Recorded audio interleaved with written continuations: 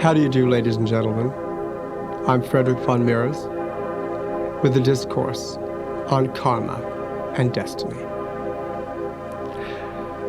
The greatest key to self-improvement in the molding of our own destiny is an understanding of the ancient and all-encompassing law of karma.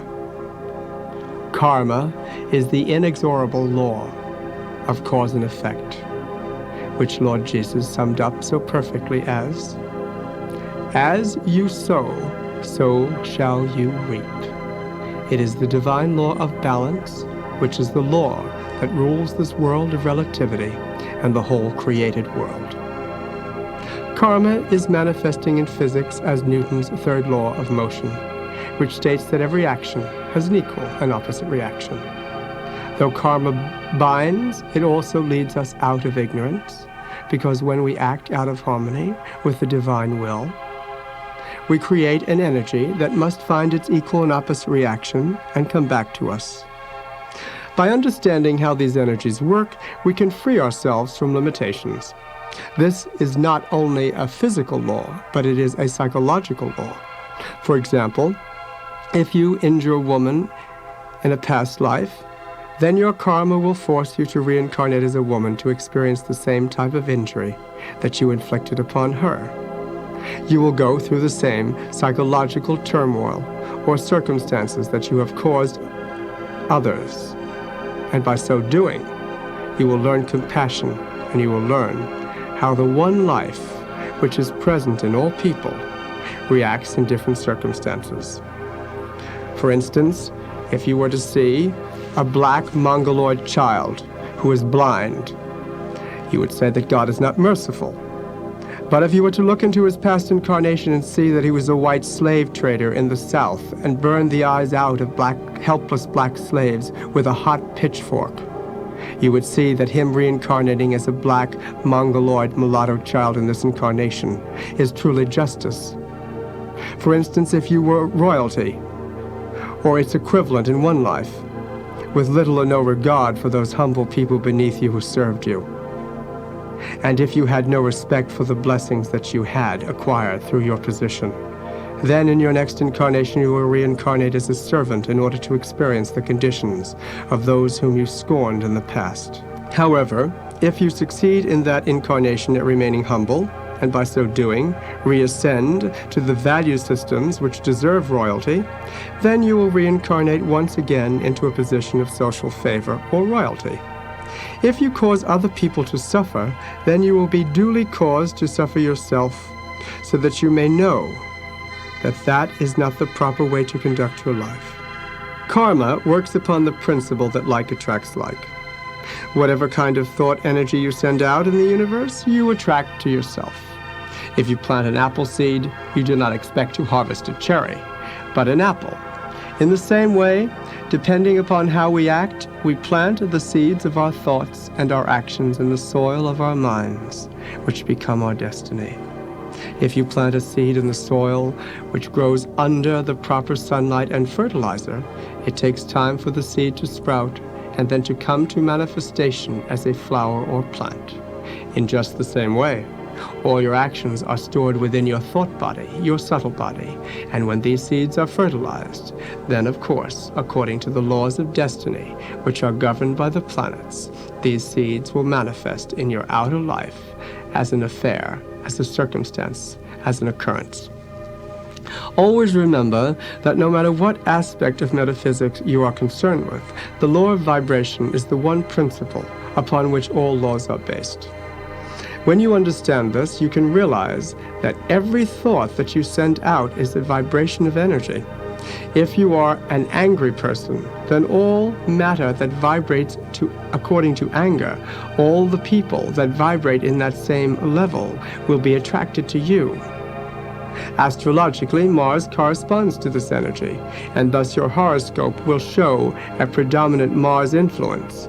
If you have 10 pianos lined up and you strike middle C, so will middle C strike on each piano, even though you have actually physically struck it on only one piano. This is known as the law of vibrational affinity. Depending upon your thoughts and your qualities, you will attract those people and circumstances into your life that are an exact reflection of yourself. This is how every thought that you have attracts its own kind. By the same token, like attracts like on every level. So therefore, if you are very unrefined, very rude, have no manners, are unclean and angry and irritable all the time, any good, beautiful, refined person and any wonderful thing that you may want to have in your life will never be attracted to you because they will not be able to stand your negative vibration, your energy. For this reason, it is in our best interests to learn how to become well-mannered, refined, and spiritually motivated, so that our disposition is one of goodness, kindness, and light. We will then attract people on the same wavelength into our lives and create harmony. Someone who has lived their entire life in a little dark room could never appreciate the splendor of light. In just the same way, if you live in a limited state of consciousness motivated by selfishness and greed solely for material pleasures, you will never know what it is like to have the joy and pleasure of spiritual reality. Individuals evolve up through matter, to intellect, to art, and ultimately to spiritual reality.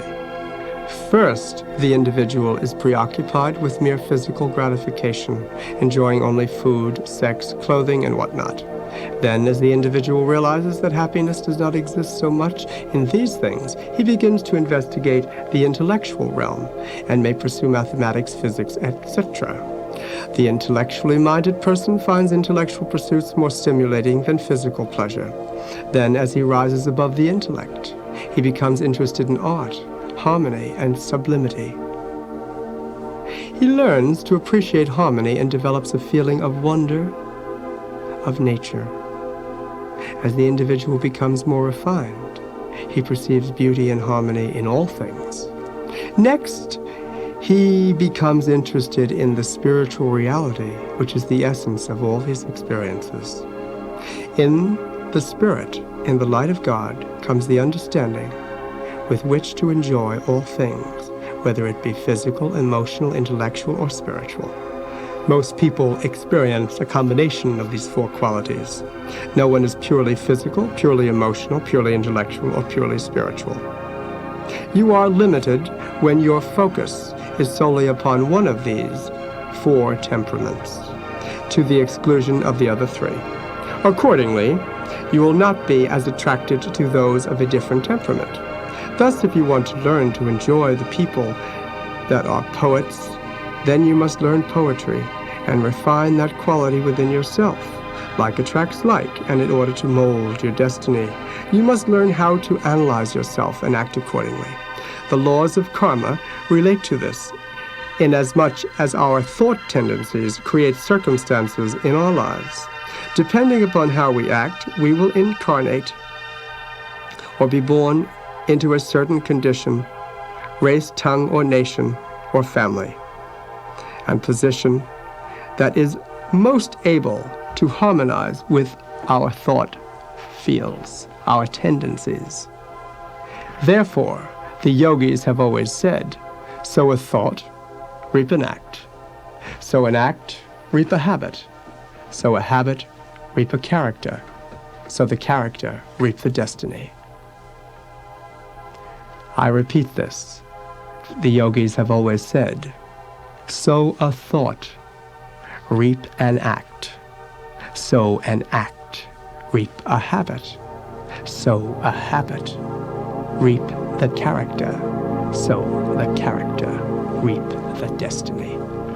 This means that it is your thought tendencies manifested in your habits that determine the vibrations of your consciousness and the circumstances you attract into your life. For instance, if you were a fisherman in one incarnation who lived all the time by the water and always thought about water, in your next incarnation you may come back to refine a different part of your personality in order to fulfill your karma. Perhaps you will be a lawyer, but you will retain a sense, an intense attraction to fish, water, and water sports perhaps, and things of that nature. Reason will indicate how the laws of karma are inextricably connected with the correlating law of reincarnation. This was implied when Lord Jesus said, "Be ye perfect, even as your Father in heaven is perfect." For it takes many incarnations for the soul to achieve that perfection. In India, there has always been an understanding of the laws of re-embodiment. As the soul reincarnates again and again in the physical kingdom as a human being in order to perfect its character and its quality, learning to live in the light of God and experience the vastness of His consciousness, only then may it continue on with its destiny and with its work on different planets to serve the rest of creation. The law of reincarnation, as well as the law of karma, gives the soul the opportunity to reestablish the balance it has constantly disturbed through desire. Understanding this law gives mankind the ability to understand the seeming injustice in life and realize that life is actually just, for nothing happens to us that we have not created in the past. There are no accidents in the universe. Reincarnation and karma is the only logical explanation for the many complexities of experience that exist in human creation. It is the law upon which all creation is built. It explains why some people are born deaf, dumb, or blind. It explains why some people are born with incredible abilities to excel in life, and other people, even in the same family, have not nearly as many talents.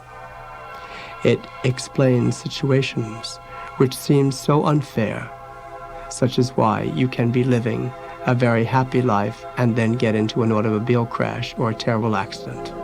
You see, all these things happen for a reason, in order that we may refine our souls. You may ask, if I have created a sin in the past, or if I have caused injustice to someone else, why do I experience the effect without remembering the cause? If I was a soldier in the Roman arena, and reveled in killing people and in gouging out their eyes, for instance, why is it that I incarnate into an accident situation where I am blinded, and not remember that I was a Roman soldier and gouged out people's eyes? It is because the law of karma only requires that you recognize the suffering of the blind and the suffering of those who at one time were able to see and then lost their vision. As you deal with that feeling within yourself, you will recognize that you do not want to be put through that circumstance, and you will not want to inflict it upon anyone else. This experience will awaken compassion within you and open you to a more universal sympathy with creation. In reality, what happens is that you are balancing that tendency to do an evil deed within yourself. Karma does not require that if you murder someone in a past life, you will have to wait for that person to come back and murder you. No, if you take the other people's lives in a past incarnation, then in this life, yours will be taken in a similar way. You are not bound to the same person because karma works within yourself. The laws of vibration and destiny work within yourself. You create them within your own thought field, and you attract circumstances depending upon your consciousness. Therefore, a murderer may have killed 50 people, won't have to come back 50 times and wait for each of these people to murder him. That would bind his previous victims in more karma, forcing them to become murderers. If you murder somebody, you do not bind the victim to become a murderer in their future.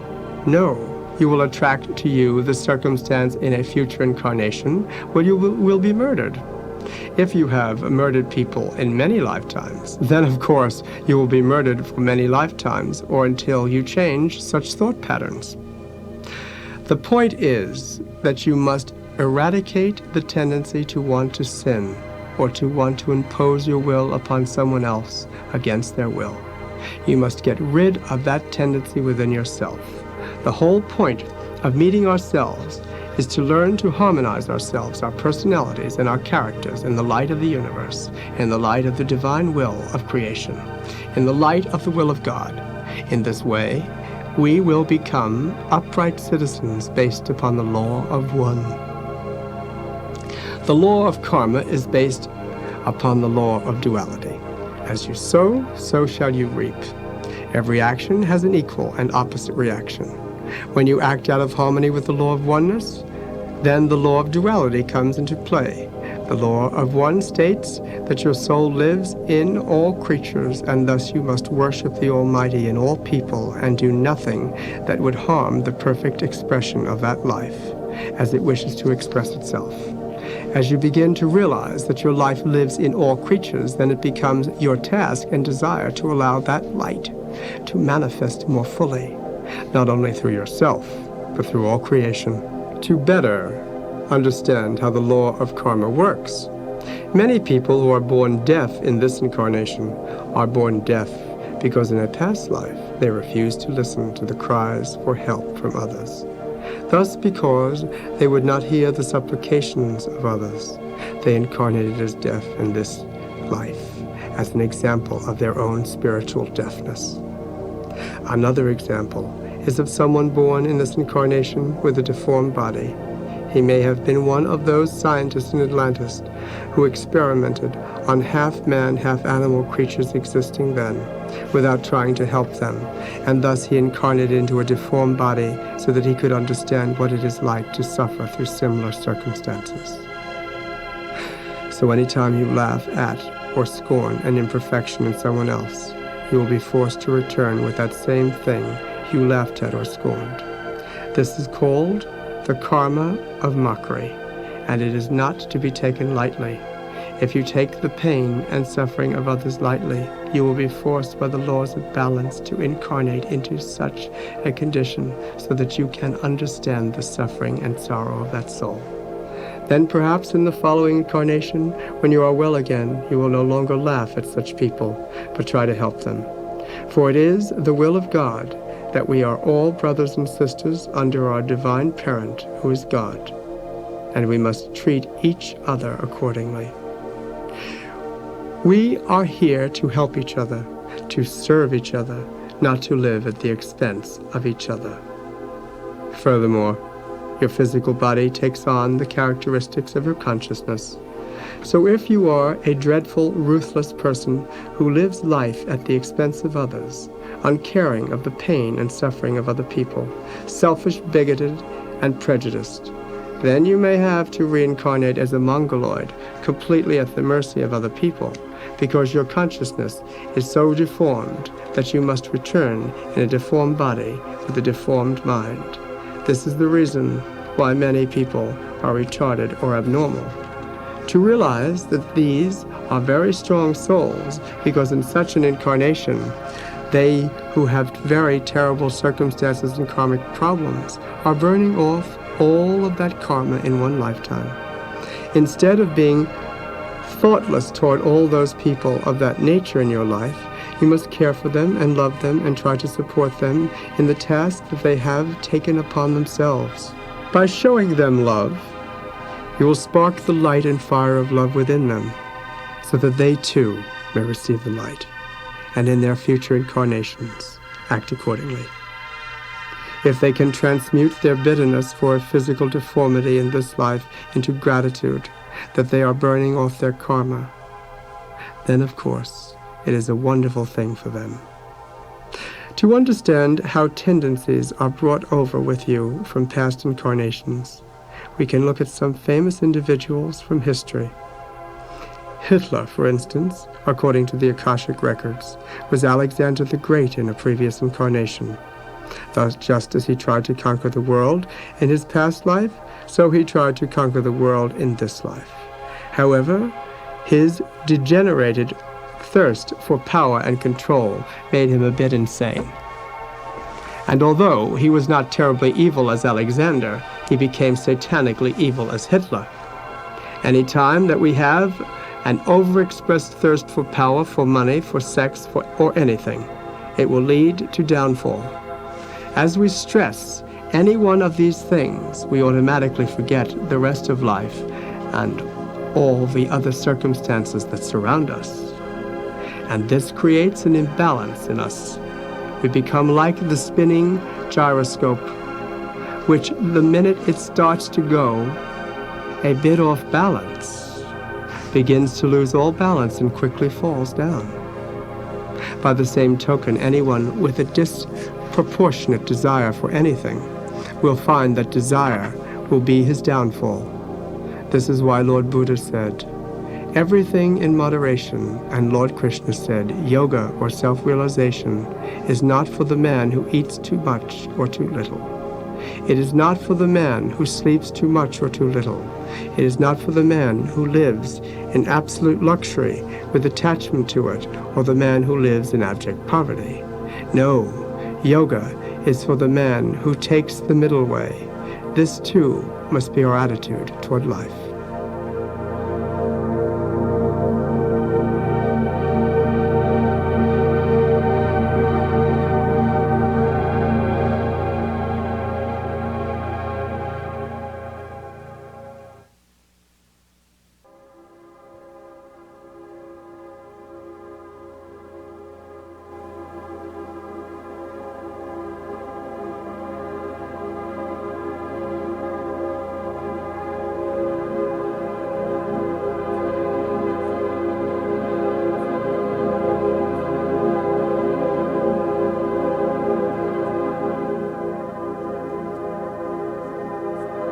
Winston Churchill was Napoleon in a past incarnation, and as he had had a desire to conquer England in his past life, he reincarnated as Winston Churchill and was English Prime Minister.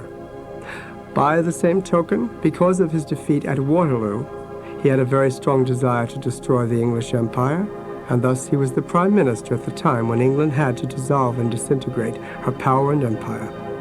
So thus, through this incarnation, he was able to satisfy both desires.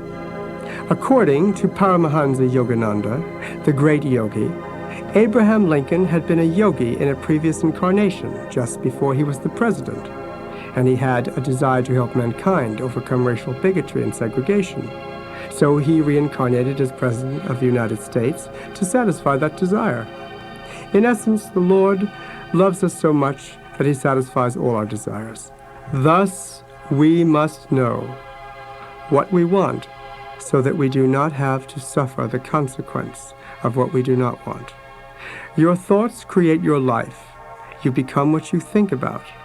If you want to be a great famous politician throughout one life, and you do not satisfy the desire in the life that you are striving for, you will have another chance in a future incarnation. Then you will also have to see all the things that come with it, which is why when you achieve the goal you are seeking, after a while it becomes bittersweet, and you realize that that which you looked for in the outer world did not bring you the happiness you had expected it would. Through these experiences of many incarnations, you begin to realize that happiness does not exist outside of you, but inside of you. Another way to understand karma is in terms of group karma, and you will be able to realize that the people who persecuted the Jews in the Inquisition, perpetuated by the Christian Church, reincarnated as Jews in Nazi Germany. By the same token, they were also the Crusaders who went into the Holy Land. They reincarnated in the Holy Land as Jews and were persecuted. Any time that you want to persecute someone, you come back at the mercy of those whom you persecute. If you hate somebody, you come back at the mercy of that thing which you hate. That is why it is very important that we control our thoughts and our feelings, because however we think and we feel will create the same vibration within us that will manifest in our circumstances. Thus, judge not, lest you be judged. Condemn not, that ye be not condemned by life itself. Realize that every thought that you have, every action that you manifest, is as a seed that at some time will find fruition again. Thoughts of anger are seeds of anger that will make you angry. It is not good to have these tendencies, because if you manifest anger at the wrong time in the wrong place, you can destroy circumstances in your life that would benefit you. Now, realize that life is like a garden. We call this garden the planet Earth. Every thought that you have is like planting a seed in the soil of your mind or of your life. Your body is the fruit that is growing from the past seeds that you have sown. For the circumstances and events that rise in your life happen to you according to the laws of vibrational affinity. And how you react to these events and circumstances depends on your tendencies, and this will determine your future. In other words, the future is difficult to change. In most cases, it is not possible to change what is going to happen to you in this life because that has been determined by your past incarnations and how you have acted in them. Thus, you have created vibrational circumstances and energies within yourself, which by the laws of energy, naturally and automatically, attract other circumstances that will become your life experience. Now, many people can be born in a very wealthy family. Two people born in a very wealthy family may react very differently. It may have been the karma of both the brother and the sister to be born in a wealthy family, but their tendencies determine how they deal with the wealth. Let us say two brothers are born in a very wealthy family. One of them is very free and generous with his money and is not very much attached to it. Yet because of past lives and things that he had done in them, he deserved to be wealthy in this life. The other boy, for instance, may have wanted very much to be born into a wealthy family, but is very much attached to it. So thus they both were in the karma according to their past desires and actions to be rich. But because one boy is very much attached and greedy and selfish with it, and the other boy is very much detached and free and generous with it, their life circumstances and experiences will be entirely different. One will be very easygoing, and the other one will always be uptight. Now let us say that for some reason both these boys lose their money. Now the first boy, who is very generous and free, will not be very much attached at all, because he knows that within himself he has the power to make more money, and that it did not mean that much anyway, and that his worth as a person is not determined by what he has.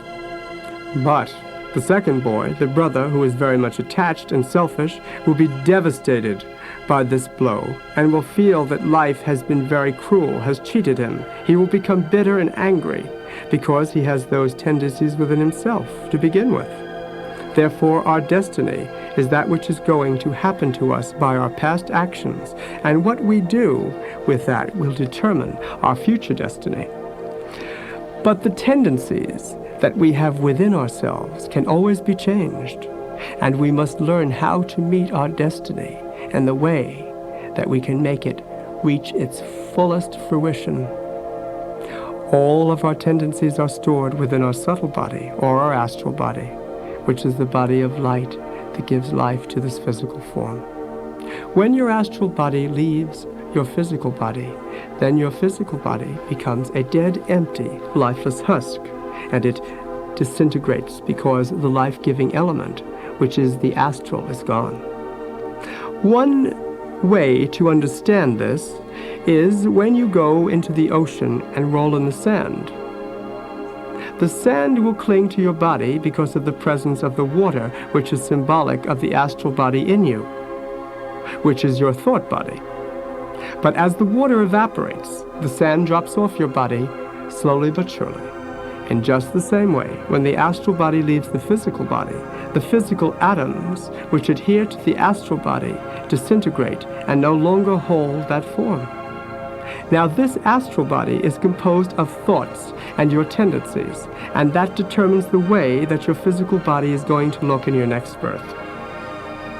Your last thought, as you are leaving this dimension, at that which is called death, determines your next birth, because usually the thought that you think last is the foremost thought or strongest desire that is within you.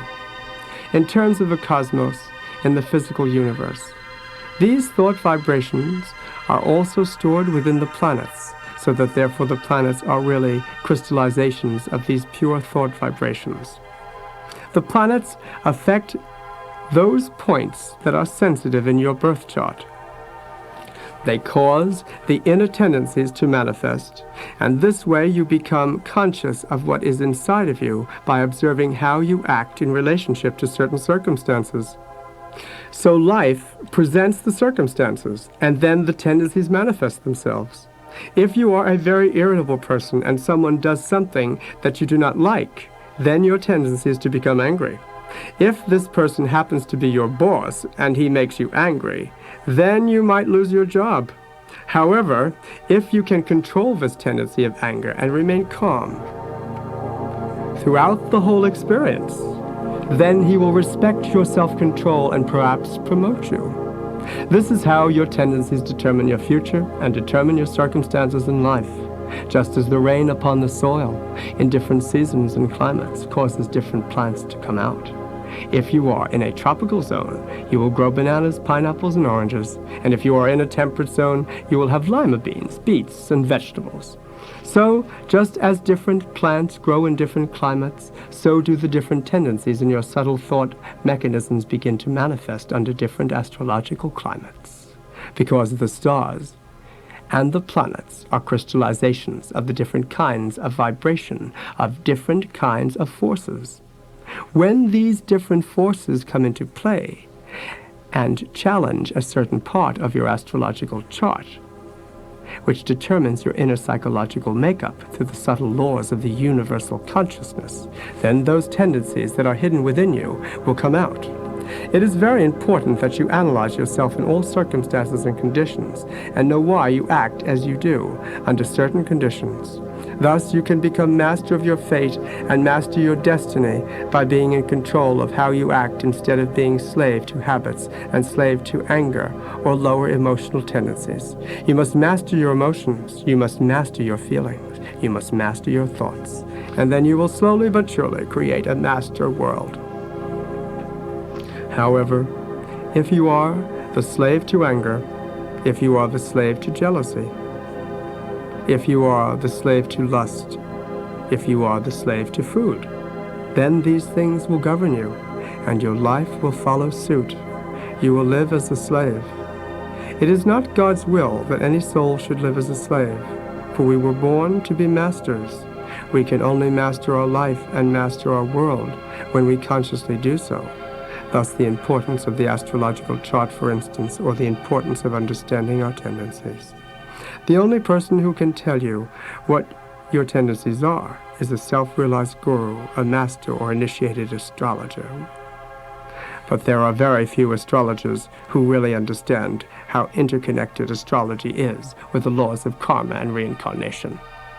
This is purely Hindu astrology. Thus, there are very few who know how to look into the depths of your soul and determine who you are.